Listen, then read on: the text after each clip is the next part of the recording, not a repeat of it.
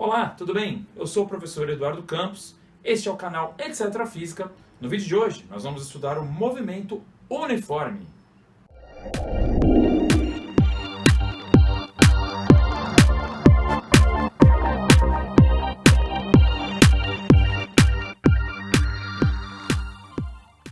Vou começar a falar sobre movimentos te fazendo uma pergunta. Olhe para esse GIF animado e responda: o corredor na esteira está parado ou em movimento? Antes de estudarmos qualquer movimento na física, seja ele o movimento de uma partícula subatômica, ou o movimento de um veículo, ou até o movimento de astros como uma estrela, precisamos definir alguns conceitos iniciais. O primeiro deles é a escolha obrigatória de um referencial. Vamos pensar na garota da esteira? Se adotarmos o chão como referencial, a garota estará em repouso. Mas quando adotamos a fita da esteira como referencial, a garota está em movimento, pois qualquer ponto da fita está constantemente mudando de distância em relação aos pés da corredora. Vamos pensar em nosso movimento no sistema solar. Em relação à Terra, estamos em repouso, pois giramos com ela. Porém, em relação ao Sol, estamos em movimento, pois também o orbitamos assim como a Terra o orbita. Olhe ainda para esses dois veículos. Ainda que ambos estejam correndo pela estrada, se adotarmos um dos dois carros como referencial, ambos estarão em repouso, porque a distância entre eles nunca varia. Outro conceito muito importante é o conceito de trajetória. Todo corpo que se movimenta precisa se movimentar em uma trajetória, e para fazermos qualquer tipo de estudo desse movimento, esta trajetória precisa estar muito bem definida. Imagine então qual seria o movimento mais simples possível. Você deve estar imaginando. O movimento mais simples possível só pode ser ir de um ponto a outro em uma linha reta. Exato. A essa linha imaginária damos o nome de trajetória, pois é por onde o corpo se movimentará. Ela poderia ter até algumas curvas, porém no nosso exemplo estamos buscando o movimento mais simples possível.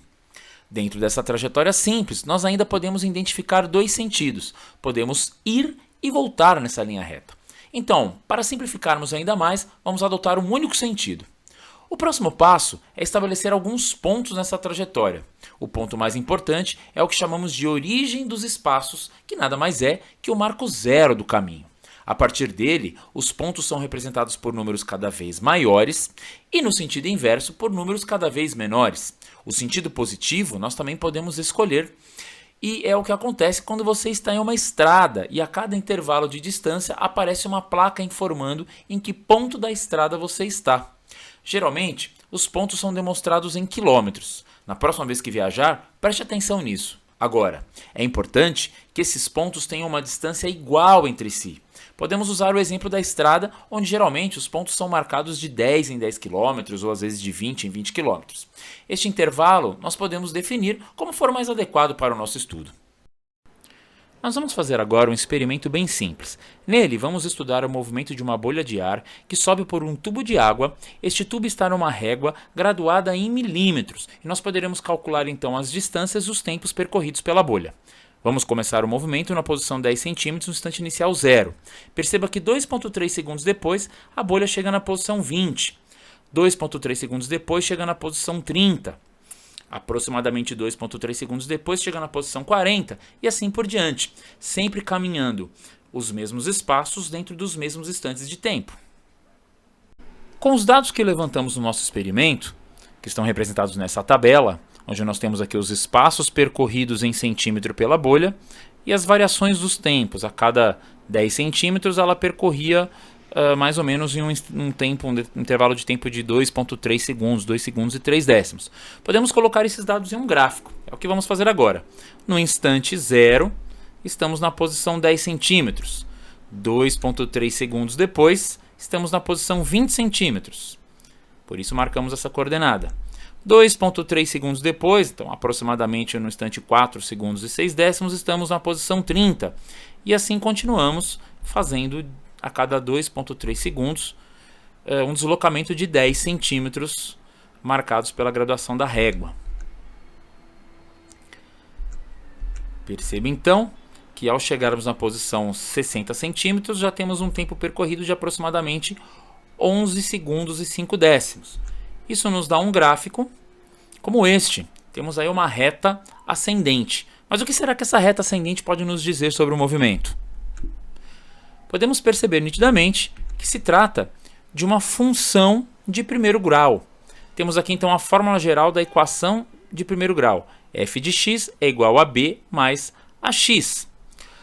Para nós, a função f de x é a mesma coisa que dizer s de t, ou seja, nós vamos escrever os espaços em função do tempo.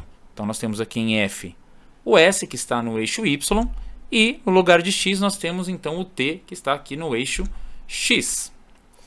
Outra coisa que precisamos perceber é que temos o coeficiente linear, que é representado aqui na equação pela letra b, e que no gráfico nada mais é do que o lugar onde a reta cruza o eixo y. Para nós, tá? Na nossa fórmula aqui, na nossa função s de t, isso vai ser o espaço inicial, ou seja, onde a bolha começou o seu movimento. Lembre-se que nós começamos a contar o tempo a partir da posição 10 centímetros. Veja então que a reta, ela atravessa o eixo y na posição 10. Então podemos começar a escrever a equação desse movimento como s de t igual a 10, que é a posição ou espaço inicial. Depois nós temos também na equação de primeiro grau que nós chamamos de coeficiente angular, representado na fórmula geral pela letra A. E o que seria o coeficiente angular? O coeficiente angular é a inclinação da reta formada pelo gráfico. E nós calculamos esta inclinação usando tangente de alfa, ou seja, a tangente deste ângulo formado entre a reta e uma linha paralela, que é o eixo x. Lembre-se também que, olhando para as relações trigonométricas, tangente de alfa é igual a cateto oposto pelo cateto adjacente. Mas como podemos enxergar um cateto aqui?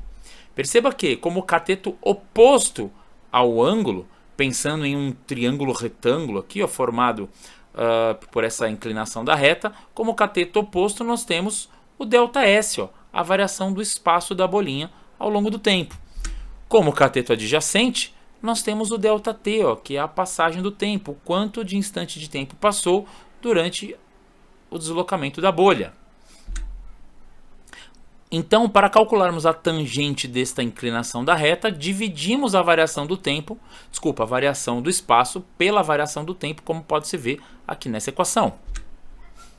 Mas ΔS por ΔT é a velocidade média. Quando dividimos o deslocamento de um corpo pelo tempo que ele demorou para fazer esse deslocamento, nós estamos calculando com que rapidez esse corpo percorreu esta trajetória. Estamos falando de velocidade média. Então é assim que nós calculamos a velocidade média no movimento mais simples possível, aqui no movimento uniforme. Perceba então que na nossa equação geral aqui, o A, que é o coeficiente angular, se torna então a velocidade. Vamos calcular qual será a velocidade da nossa bolinha? Nós temos então um intervalo de espaço que vai do 10 ao 60, e por isso é 60 menos 10. E nós temos aqui também a variação do tempo, que é 11 segundos e meio partindo do instante inicial 0. Por isso, 11,5, né? 11 segundos e 5 décimos menos 0. Fazendo esse cálculo, nós chegamos a um valor de 4,3 centímetros por segundo. 60 menos 10 é 50, 11,5 menos 0 é 11,5, divida 50 por 11,5 e chegamos em 4,3 centímetros por segundo. Podemos então completar a nossa equação aqui, colocando o valor da velocidade, que será constante. Isso é um movimento uniforme, um movimento retilíneo, é um movimento progressivo, porque o corpo sempre está andando no sentido positivo da trajetória. Ele é um movimento uniforme porque a velocidade nunca se altera, ele está sempre na mesma velocidade. Este é o movimento uniforme, o movimento mais simples possível. Finalmente, agora só nos resta colocar a incógnita da equação, que é o tempo. E nós acabamos de escrever, então, uma função horária da posição. Ou seja, para qualquer instante de tempo, eu consigo prever qual é a posição da nossa bolha. Esse é o famoso sorvete, a função horária da posição do movimento uniforme. Vamos fazer um teste, vamos ver se esse gráfico realmente funciona. Vamos, então, substituir o t por um instante qualquer. Vamos pegar aqui um instante 2 segundos. Então, se eu substituir um instante 2 segundos aqui na incógnita t, que é o tempo, nós vamos fazer então aqui o cálculo e nós vamos chegar Se fizermos aqui 2 vezes 4,3, vamos chegar a 8,6. 8,6 mais 10, chegamos então no resultado de 18,6 centímetros. Agora vamos projetar essas coordenadas do gráfico e ver se elas vão fazer sentido. Perceba, mais ou menos aqui no instante 2, 2,3, nós podemos aqui chegar então na coordenada cruzando a reta e projetando essa coordenada no eixo Y. Perceba que nós temos um número razoavelmente parecido com 18,6, faz todo sentido realmente projetando no gráfico. Tá aí, então esse é o movimento uniforme. Outra forma de estudarmos o movimento uniforme é usando este simulador do portal PET da Universidade do Colorado. Nós podemos aqui escrever uma expressão, escrever aqui a nossa função horária da posição e vamos ver o movimento acontecendo aqui no simulador e ele já vai fazer os gráficos para a gente. Então vamos fazer o seguinte, vamos escrever aqui uma função horária, um sorvete, onde ele vai partir da posição menos 10, lembra? O S0. Vamos ter uma velocidade positiva, ele vai andar no sentido positivo da trajetória, mais. E vamos dar uma velocidade dele de 2 vezes o tempo que é incógnita. Vamos ver o que acontece? Perceba que ele partiu da posição menos 10. Veja só que o gráfico de posição pelo tempo é uma reta ascendente que vai subindo conforme o tempo passa. Veja que a velocidade é sempre constante, por isso na velocidade nós temos uma reta aqui paralela ao eixo X. Vamos até o instante segundo 10. Está aqui, instante 10 segundos. Ele chegou na posição, mais ou menos na posição 10. Partimos da menos 10 e em 10 segundos chegamos na 10. Vamos fazer aqui a conta. Se nós chegamos aqui no instante 10, então 2 vezes 10 é 20. Menos 10 mais 20 dá a posição 10 aqui. Então, ok, aplicamos a função horária da posição e obtemos o resultado satisfatório. Veja que é um movimento progressivo porque a reta é ascendente, velocidade positiva. Agora vamos fazer um outro experimento. Vamos reiniciar tudo. E vamos abrir aqui o simulador de equações. E nós vamos agora começar da posição 10. O S0 agora é 10. E a velocidade é negativa, portanto, menos 2 vezes a incógnita, que é o tempo. E vamos ver o que acontece agora. Perceba que agora ele parte da posição 10 e não mais da menos 10. Perceba que agora também o gráfico da posição pelo tempo é uma reta descendente, porque nós estamos voltando na trajetória, estamos indo no sentido contrário. Vamos aguardar até chegar então o instante 10 segundos e vamos pausar. Então, 10 segundos depois, com uma velocidade negativa de menos 2, ele andou para trás, no sentido negativo da trajetória. Temos então uma reta descendente e perceba que a reta do gráfico de velocidade pelo tempo é uma reta paralela ainda, porém ela está abaixo do eixo X. Porque nós temos aqui um movimento retrógrado, tá? Um movimento voltando na trajetória. Vamos fazer o cálculo? Então nós temos aqui um instante 10 segundos, menos 2 vezes 10 dá menos 20. 10 menos 20 dá menos 10. Está aqui, posição menos 10. Você consegue se lembrar de algum movimento do dia a dia que tem as mesmas características do movimento que nós reproduzimos no nosso experimento? Vamos lá. Pense nos trens, quando eles estão no meio do percurso entre uma estação e outra. Eles estão em velocidade constante. Os aviões, já ouviu falar na tal da velocidade de cruzeiro? Pois é, são exemplos de movimento uniforme com velocidade constante. Os carros nas estradas, na maior parte do tempo, também andam em velocidade constante. Você consegue entender então a importância de se escrever uma função para esses movimentos? Vamos fazer o seguinte experimento mental. Imagine-se na função do responsável pela manutenção dos trens do metrô aqui em São Paulo. Você já imaginou como seria difícil calcular quantos quilômetros cada trem rodou a cada dia no braço? Os computadores usam as funções para calcular essa distância e mostrar para os técnicos em um gráfico quais trens precisam fazer a manutenção preventiva e quais trens ainda podem continuar rodando. Já pensou se a manutenção fosse feita só quando os trens se quebram? Imagina o caos que isso seria?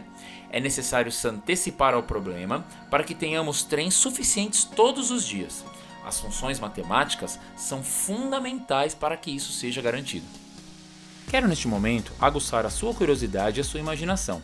Já parou para pensar em qual deve ser a velocidade de uma escada rolante? Ou então qual será o equipamento mais rápido que já construímos até hoje? E a Estação Espacial Internacional, qual será a velocidade dela ao redor da Terra? Ou então você já se perguntou qual é o animal mais rápido do planeta? Ou então, qual é o carro de rua mais rápido que nós já construímos até hoje? Você já parou para pensar em qual será a velocidade do voo de uma mosca? Liberte sua curiosidade e pesquise essas ou outras velocidades que você achar interessante.